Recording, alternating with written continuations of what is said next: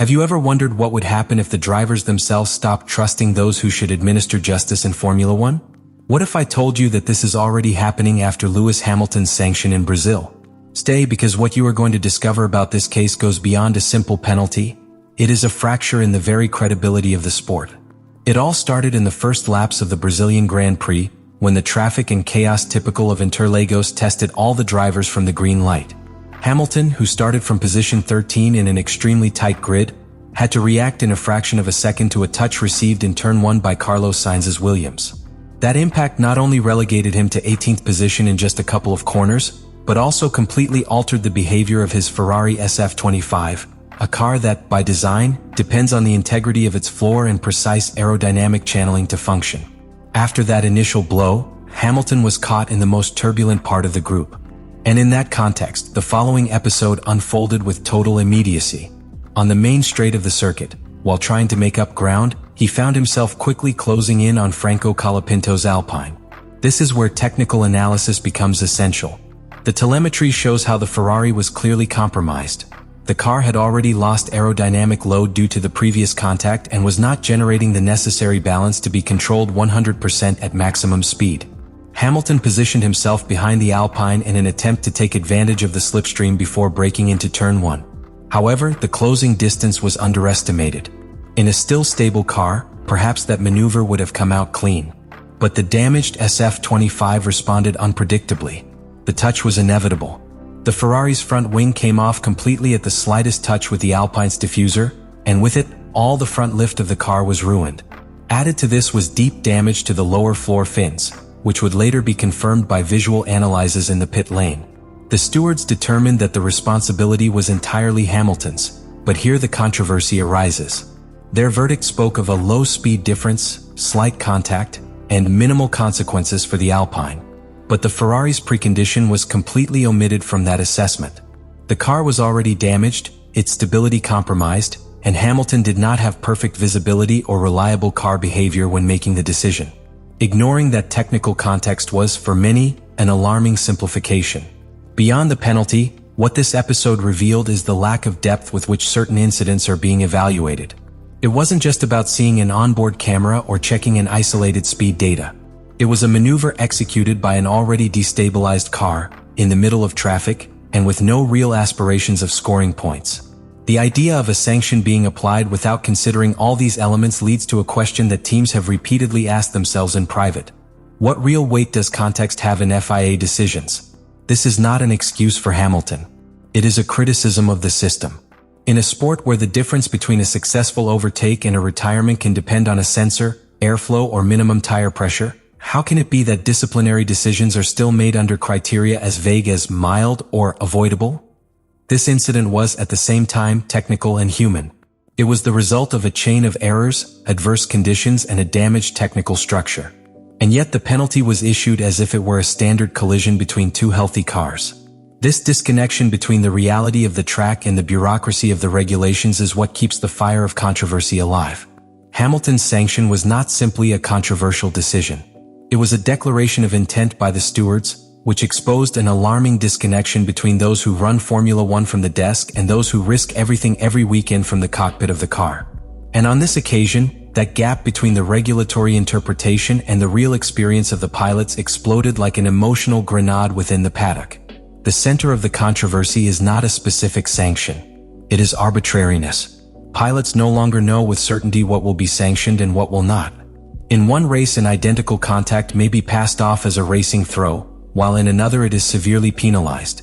Inconsistency is the real enemy here because it erodes trust.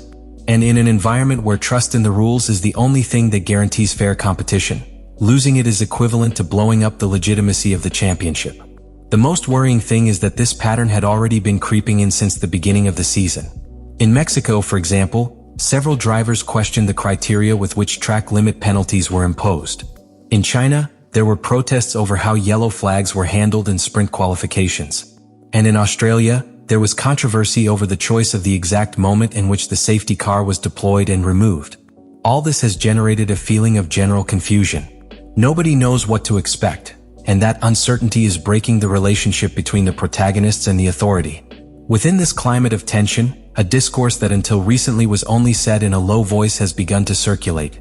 The FIA is losing the pulse of the sport. The technical regulations have evolved with surgical precision, but the sporting regulations continue to depend on subjective, often contradictory interpretations.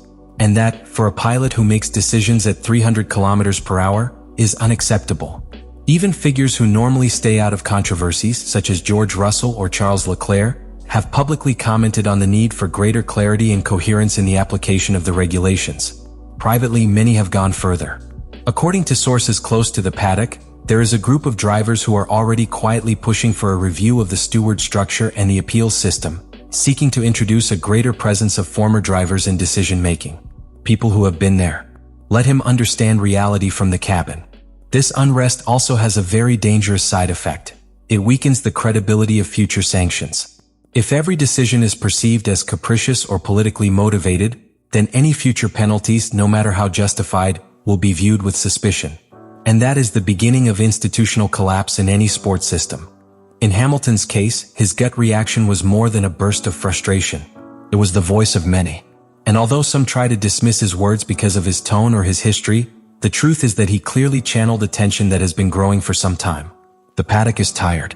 And if the FIA does not take note now, the conflict will escalate to levels that could compromise the very stability of the championship. The 5-second penalty applied to Lewis Hamilton for his contact with Franco Colapinto was presented by the FIA as a minor penalty. A slight, seemingly harmless correction, dictated by what the stewards described as low-speed contact with few immediate consequences. But in Formula One, what is not seen is often more important than what is shown. And this case was a perfect example of how a seemingly minor penalty can have devastating consequences, not just for a driver but for an entire team. The official narrative focused on the surface. The contact was light, Colapinto's car was able to continue, and Hamilton's car simply needed a wing change. End of analysis. But the real damage was hidden, embedded in the bowels of the SF-25. The impact not only tore off the front wing, but also dragged part of the car's underfloor structure with it. And in the current era of Formula One, where aerodynamic efficiency is everything, that damage is equivalent to racing with one hand tied behind your back. The floor of the car, especially in ground effect cars like the current ones, is not a static piece. It is the heart of aerodynamic performance. Its channels, diffusers, edges and fins are designed to the millimeter to manipulate the airflow that passes under the car, generating the necessary load to keep it glued to the asphalt in high-speed corners. A loss in that area not only compromises stability, but also alters the entire behavior of the car. It brakes worse, traction is less efficient, and it does not maintain the speed when cornering. When Hamilton returned to the track after the pit stop, he did so with a completely broken car, although aesthetically repaired. Ted Kravitz from the pit lane described it with surgical precision. There was so much damage to the floor guide fins, it will be slower than something slow. There is so much damage to the floor of his Ferrari. And he was right. From that moment on, Hamilton simply circulated. He didn't run. He did not compete. He didn't fight. He was a passenger in a car without balance, without traction, without cargo. And the most absurd thing of all is that this situation was not considered by the commissioners when evaluating the sanction. The car was already ruined. Hamilton's career in competitive terms was over at that moment. Applying a penalty for a maneuver with no real sporting consequence for the rival but with terminal consequences for the sanctioned person himself does not make sense from any sporting or technical logic. And that is the most invisible but most serious consequence of this type of decisions. The result is sanction, not the intention. The consequence is measured without looking at the context. And by doing that, the basic principle of sports justice is perverted. Not all collisions are the same. Not all technical circumstances allow the same reaction. To penalize without distinguishing, that is to ignore the reality in which the action occurs. The 5-second penalty may seem insignificant on a timetable. But in terms of trust, of narrative, of credibility, it is a black hole. Because it reveals a disconnection between the theory of the regulations and the practice of the competition. And what became clear in Brazil is that this disconnection is no longer sustainable. If the FIA does not update its way of assessing these incidents in light of technology, telemetry and full context, it will continue to sow chaos where it should impose clarity. What happened in Brazil was not just a controversial anecdote or another sanction on a results sheet. It was a clear sign that order within the sport is in danger. When drivers do not understand the rules, when teams cannot anticipate the reaction of the stewards, when the public perceives arbitrariness in decisions, the sport loses something much more important than a place in the classification. It loses legitimacy. Let me know in the comments what you think about all this.